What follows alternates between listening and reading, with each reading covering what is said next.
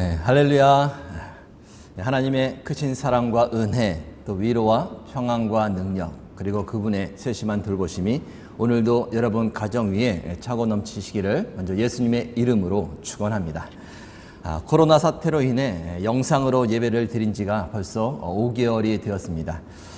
단톡에 공지한 대로 이제 다음 주부터는 교회에 모여 주일 예배를 드립니다. 얼마나 감사한 일인지 모릅니다. 혹 가정에서 드리는 것이 익숙해져서 교회에 나오는 것이 불편하게 느껴지는 분들이 계시는지 모르겠네요. 사모하는 마음을 가지고 기도로 잘 준비해 주셨으면 좋겠습니다. 신앙생활은 개인 생활도 중요하지만 반드시 공동체 안에서 이루어져야 합니다. 함께 모이고 함께 교제하고 함께 부대껴 가면서 성장해 가는 것이 바른 신앙생활입니다. 아무쪼록 새 마음으로 또 새롭게 시작하는 귀한 시간이 될 수 있도록 함께 기도로 준비해 주시면 감사하겠습니다. 진정 무엇을 의지하시나요? 지난주 설교 제목이었습니다. 우리가 신앙생활을 하면서 하나님을 의지해야 한다는 것을 모르는 사람은 없습니다. 그리고 하나님을 의지하는 자의 삶과 그렇지 않은 자의 삶이 어떤 차이가 있는지도 우리는 잘 알고 있습니다. 그런데 문제는 무엇인가? 우리도 모르는 사이에 하나님이 아닌 다른 것을 의지하게 된다는 것이죠. 평소에는 잘 모릅니다. 그런데 언제 알게 되는가? 빼내어 보면 알게 됩니다. 의지한다는 것은 기대어 있다는 것을 말하죠. 사람의 기대어 있고 돈에 기대어 있고 권력에 기대어 있고 재능에 기대어 있고 그 어떤 것에 기대어 자신을 지탱하고 있는 것을 말합니다. 그런데 갑자기 기대고 있던 것이 사라지거나 빼내어지면 마치 기대고 있던 지팡이를 빼낸 것처럼 휘청거리며 쓰러져서 힘들어하고 좌절하고 낙심해서 일어나지 못하는 모습이 된다는 것이죠. 오직 하나님께 기대어 있고 하나님만 의지하는 사람은 다른 어떤 것이 사라지고 빼내어진다 해도 쓰러지지 않습니다. 하나님께 기대어 있기에 어떤 경우에도 쓰러지지 않고 지탱해 갈 수 있다라는 것이죠. 성경은 그러한 자의 삶을 이렇게 이야기합니다. 물가에 심어진 나무가 그 뿌리를 강변에 뻗치고 더위가 올지라도 두려워하지 아니하며 그 잎이 청청하며 가무는 해에도 걱정이 없고 결실이 그치지 아니함 같으니라. 옆 사람에게 우리 한번 인사하며 이렇게 말씀해 주시기 바랍니다. 하나님만 의지합시다. 아멘. 끝까지 하나님만 의지하는 여러분이 되실 수 있기를 바랍니다. 이번 주 설교 제목은 세상을 이기는 평안입니다. 세상을 이기는 평안. 성경에 보면 하나님이 어떤 분이신지를 나타내는 이름들이 아주 많이 나옵니다. 엘로힘, 창조자 하나님, 엘샤다이, 전능하신 하나님, 엘울람, 영원하신 하나님, 나함, 위로의 하나님, 여호와 라파, 치료의 하나님, 여호와 니시, 승리의 하나님 등 약 30가지 정도가 나옵니다. 그런데 그 중에서 가장 위로가 되고 가장 큰 힘이 되는 이름을 하나 고른다면 무엇을 고를 수 있을까요? 사람마다 그리고 형편마다 조금씩은 달라질 수 있겠지만 저는 개인적으로 임마누엘 하나님, 즉 나와 함께 하시는 하나님을 고르고 싶습니다. 왜냐하면 아무리 세상을 창조하시고 전능하시고 영원하시고 위로와 치료와 승리의 하나님이실지라도 나와 함께 하지 않으시면 아무 소용이 없는 것이죠. 그런 분이 나와 함께 하신다는 그 사실, 그것이 저에게 얼마나 큰 위로와 힘이 되는 줄 모릅니다. 여러분, 먼저는 하나님께서 여러분과 함께 하신다는 그 사실을 굳게 믿으실 수 있기를 바랍니다. 하나님은 멀리 서서 팔짱을 끼고 우리가 어떻게 하는지 지켜만 보시는 분이 아니라는 것이죠. 그런 신을 가리켜서 신학에서는 이신론이라고 말합니다. 지구 밖에서 그저 우리 일에 관여하지 않고 지켜만 보는 신을 말합니다. 그러나 성경에 기록된 우리의 하나님은 그런 신이 아닙니다.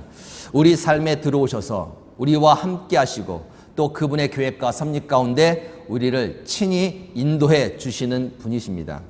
때로는 하나님께서 나와 함께 하심을 느끼지 못할 때도 있습니다. 문제와 고난 가운데 하나님이 나를 멀리 떠나 계신 것처럼 느껴질 때도 있습니다. 그러나 결코 하나님은 우리를 떠나지 않으십니다. 그 문제를 경험해야 하고 그 고난을 반드시 통과해야만 한다면 그 길을 걷게 하시는 거예요. 그러나 그 길을 우리 홀로 걷게 하시는 것이 아니라 하나님께서 친히 그 문제와 고난 가운데 함께 하시며 그 길을 동행해 주신다라는 것입니다. 찬양 중에 이런 가사가 있는 찬양이 있습니다. 하나님께로 더 가까이 갑니다. 고통 가운데 계신 주님, 변함없는 주님의 크신 사랑, 영원히 주님만을 섬기리. 고통 가운데 계신 주님. 우리는 흔히 이렇게 생각합니다. 하나님이 함께 하시는데 왜 우리에게 이런 문제와 고난이 있는 거야? 도대체 하나님은 어디 계신 거야? 그러나 그것은 우리의 미숙한 생각입니다. 하나님은 우리가 굳이 받지 않아도 될 고난과 문제라면 피해가게 하십니다. 감당할 수 없는 고난과 문제도 피할 길을 열어서 다른 길로 가게 하십니다. 그러나 그것이 만약 우리가 겪어야 할 문제와 고난이라면 반드시 그 길을 가게 하십니다. 그 길을 가게 하시되 하나님께서 친히 그 길을 함께 가 주신다는 것이죠. 그래서 우리로 하여금 그 문제와 고난을 능히 이기게 해 주신다라는 것입니다. 찬양의 가사처럼 고통 가운데 우리와 함께 하시며 변함없는 사랑으로 동행해 주신다라는 것이죠. 고린도전서 10장 13절 말씀입니다. 사람이 감당할 시험 밖에는 너희가 당한 것이 없나니 오직 하나님은 미쁘사 너희가 감당하지 못할 시험 당함을 허락하지 아니하시고 시험 당할 즈음에 또한 피할 길을 내사 너희로 능히 감당하게 하시느니라. 우리 옆에 분에게 한번 또 이렇게 말씀해 주시기 바랍니다. 하나님이 함께 하십니다. 아멘. 우리 한 번 더 말씀해 주시기 바랍니다. 다 감당할 수 있습니다. 아멘. 어떠한 상황에서도 하나님께서 함께 하신다는 사실을 굳게 믿으실 수 있길 바랍니다. 하나님께서 나와 함께 하심을 굳게 믿으면 맺어지는 열매가 있습니다. 그것이 무엇일까요? 보게 드립니다. 1번 두려움, 2번 욕심, 3번 불안, 4번 평안. 몇 번일까요? 네, 정답은 4번 평안이죠. 하나님께서 나와 함께 하신다는 사실을 굳게 믿고 있으면 가장 먼저 우리는 평안을 맛보게 됩니다. 그 평안은 세상이 주는 평안과 차원이 다르죠. 상황이 좋아지고 가능성이 있어서 평안한 것이 아니라 그런 것과 상관없이 평안한 것입니다. 상황이 어떠하든 요동치 않는 평안함이 있는 거예요. 그 평안은 성령의 역사로 우리에게 순간적으로 체험될 수가 있습니다. 그러나 그 평안은 근본적으로 뿌리에서 올라와 맺어지는 평안이라 할 수 있습니다. 그 뿌리가 어디에 있는가? 바로 하나님이 나와 함께 하신다는 사실을 깊이 깨닫고 믿는 것입니다. 창조자 하나님, 전능하신 하나님, 영원하신 하나님, 위로의 하나님, 치료의 하나님, 승리의 하나님, 그 하나님께서 어떤 상황 속에서도 나와 함께 하신다는 그 사실을 깊이 깨닫고 믿고 있을 때 자연스럽게 맺어지는 것이 바로 평안이라는 것이죠. 십자가의 공포와 두려움 속에 서 있던 예수님께서 제자들에게 이렇게 말씀을 하십니다. 오늘 본문 말씀입니다. 32절 말씀입니다. 보라, 너희가 다 각각 제 곳으로 흩어지고 나를 혼자 둘 때가 오나니 벌써 왔도다. 그러나 내가 혼자 있는 것이 아니라 아버지께서 나와 함께 계시느니라. 상황이 점점 더 안 좋아지고 이제는 홀로 십자가를 지어야 할 때가 가까이 온 것입니다. 그런데 제자들에게 어떻게 말씀하시나요? 내가 혼자 있는 것이 아니라 아버지께서 나와 함께 계시느니라. 예수님의 모습이 어때 보이십니까? 불안해 보이십니까? 두려움이나 공포 속에 사로잡힌 듯 보이십니까? 예수님은 평안하셨습니다. 하나님 아버지께서 자신과 함께 하신다는 사실을 잊지 않았기 때문에 예수님은 평안하셨습니다. 그런데 예수님은 이어서 제자들에게 이렇게 말씀하십니다. 33절 앞부분입니다. 이것을 너희에게 이르는 것은 너희로 내 안에서 평안을 누리게 하려 함이라. 예수님께서 굳이 제자들에게 그렇게 말씀하신 이유가 있다라는 거예요. 이렇게 어떻게 말씀하셨나요? 다 떠나가서 내가 홀로 남아 있겠지만 나는 혼자가 아니다. 아버지께서 나와 함께 계신다라고 말씀하시죠. 이 말씀을 굳이 제자들에게 하신 이유가 있다는 것입니다. 무엇입니까? 예수님께서 누리셨던 그 평안을 제자들도 동일하게 누리기 원하셨다라는 것이죠. 아무리 상황이 점점 안 좋아지고 문제와 고난이 닥쳐도 하나님께서 그들과 함께하고 계시다는 그 사실을 절대 잊지 말라는 것입니다. 그래야 거기에서부터 참된 평안의 열매가 맺어지게 된다는 것을 말씀하고 계시는 것이죠. 여러분, 평안하십니까? 상황이 좋아서가 아니라 앞으로 잘 될 것이라는 막연한 신념 때문이 아니라 하나님께서 여러분과 함께하고 계시다는 그 사실이 믿어지고 깨달아지고 느껴져서 맺어지는 그 평안이 여러분에게 있으십니까? 평안은 누리는 것입니다. 이론이 아니라 실제 삶 속에서 누려야 하는 것입니다. 만약 여러분에게 평안이 없다면 신중하게 점검해 봐야 한다는 것이죠. 무엇을 점검해야 할까요? 하나님께서 나와 함께 하신다는 그 사실을 내가 진정 믿고 있는지, 마음이 불안하다, 걱정이 된다, 두려움이 있다, 하나님이 함께 하심을 믿지 못하는 거예요. 잊고 있는 것입니다. 다르게 표현하면 하나님과 멀어져 있는 것을 말합니다. 하나님과 멀어지면 마음이 불안하고 걱정이 있고 두려울 수밖에 없다라는 것이죠. 앞서 읽어드린 찬양의 가사처럼 하나님께로 더 가까이 갑니다. 고통 가운데 계신 주님, 변함없는 주님의 크신 사랑, 영원히 주님만을 섬기리. 하나님께로 더 가까이 가야 합니다. 문제와 고난은 하나님과의 거리를 멀게 만듭니다. 하나님과 멀어지면 평안은 깨질 수밖에 없다라는 것이죠. 우리에게 애씀과 노력이 필요하다는 것입니다. 어떤 노력이요? 하나님께로 더 가까이 가려고 하는 노력입니다. 문제가 생기면 생길수록, 고난이 깊어지면 깊어질수록 하나님께로 더 가까이 가려는 그 애씀과 노력이 필요하다는 것입니다. 언제까지요? 진짜 내 마음에 평안이 있을 때까지.